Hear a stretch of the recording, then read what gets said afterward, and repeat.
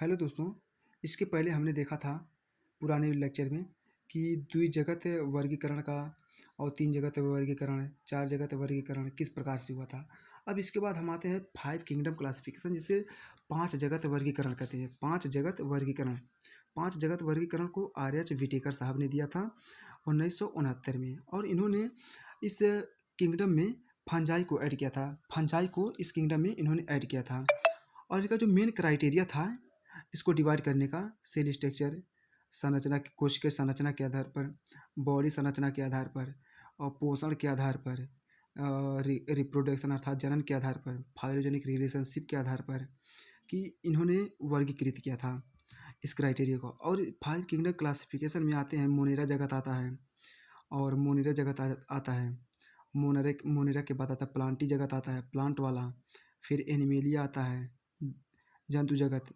Animalia के बाद आता है प्रोटिस्टा आता है, प्रोटिस्टा के बाद आता है फंजाई। ये 5 किंगडम क्लासिफिकेशन मिला जुला करके यही होती हैं। और फिर इन्होंने फाइलोजेनिक रिलेशनशिप को यह बताया कि जो एंसेस्टर होते हैं अर्थात हमारे जो पूर्वज होते हैं वो कैसे आए थे, उन सभी के आधार पर बताया।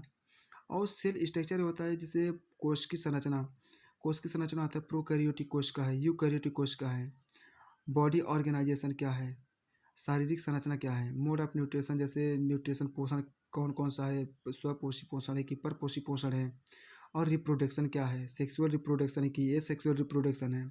और उन्होंने द्विजगत प्रणाली में जो था बैक्टीरिया को, ब्लू ग्रीन एल्गी को, बीजीए जिसे नीला हरित शैवाल कहते हैं, फंजाई को, और मांस को, फर्न को, जिम्नोस्पर्म, एंजियोस्पर्म को पादप पादप जगत में ही रखा था। पादपों के साथ इसको रखा था, क्योंकि इनके पास सेल वॉल प्रेजेंट होना समान था।